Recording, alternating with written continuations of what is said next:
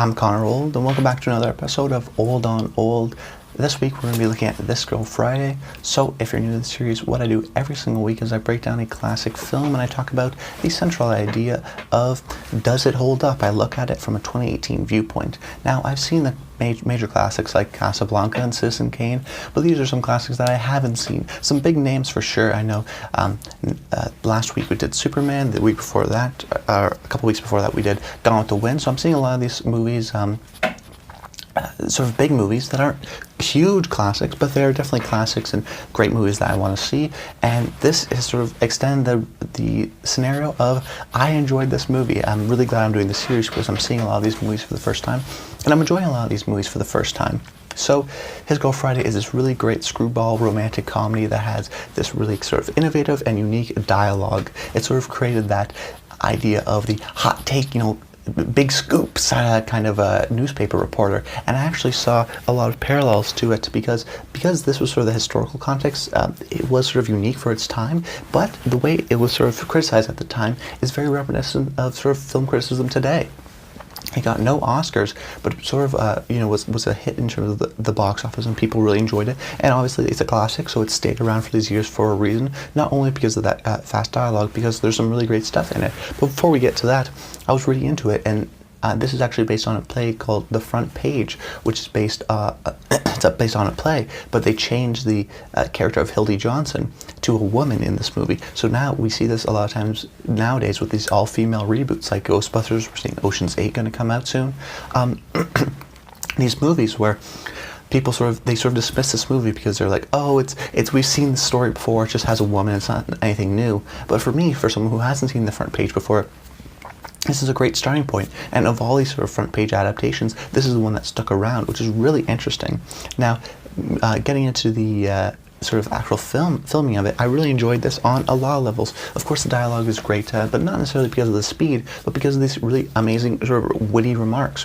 It's really funny. I mean, it's surprisingly funny. It's short, it's tight, it's an hour 30, but also it has some things that goes along underneath the dialogue, which really sort of explains their relationship between each other. Now, I know a lot of people have criticized this movie for being, in a way, sexist because they see it as a man trying to explain to a woman what she wants, but I actually take it a different way. At least the way I read it as, it's so obvious Hildy Johnson doesn't want to be this life. She's this hard news reporter. You can see the way she moves, the way she talks, how she sort of eases back into this career. She sort of met this guy, and the guy, in a sense, wants sort of the traditional family home values. And she says she wants that, but I think she doesn't really want that. And I think the way I at least see it is that Walter, Cary Grant's character, really just trying to tell her and trying to show her that, hey, there's clearly a connection between us, and you don't want this. I know you well enough to know that. But then also, he sort of becomes less and less into this scenario because he realizes that, oh, wait, maybe she's really serious about this. And then he becomes almost desperate. So now he's like, this is my last shot to get the woman I love to stay with me and sort of prove myself in that sense. And I don't really understand those sexist comments because you have sort of the one guy who wants Hildy to have these traditional values, but then you have Walter, who is kind of the true love in this scenario.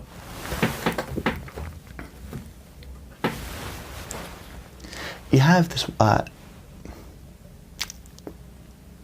because you have this one guy who doesn't, sort of wants Hildy to have this sort of traditional female motherly role, but you can tell that she doesn't really want that, and Walter's really just trying to get her back to what he knows that she wants. So, I mean, some people can say that is mansplaining. I don't think that is. I think maybe people are looking too far into it. At least that's my take. I think that from a 2018 viewpoint, it does hold up, and it isn't dated in that remark.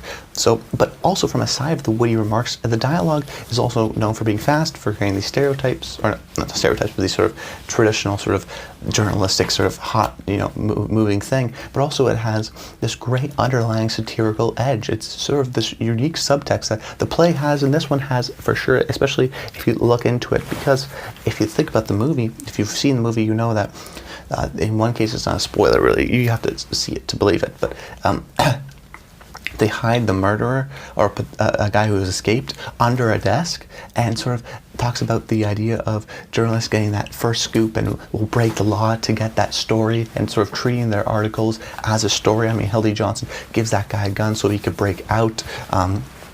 So all these little things, sort of like how corrupt or sort of hungry and sort of these journalists are, that they'll go so far to get that scoop, to get that story. I just found that a really interesting thing, sort of the destructive nature, how it almost takes over someone's lives. I mean, even if Hildy did want that, the job wouldn't allow her. She gets so engulfed with the story. It would have been sort of destructive. But really, I have to mention, of course, Cary Grant and Rosalind Russell. The two leads here are incredible. The way they've memorized this dialogue, the way they sort of talk and move, it's just an incredible, fast-paced, really witty remarks. The chemistry between them is undeniable. They're so incredibly great.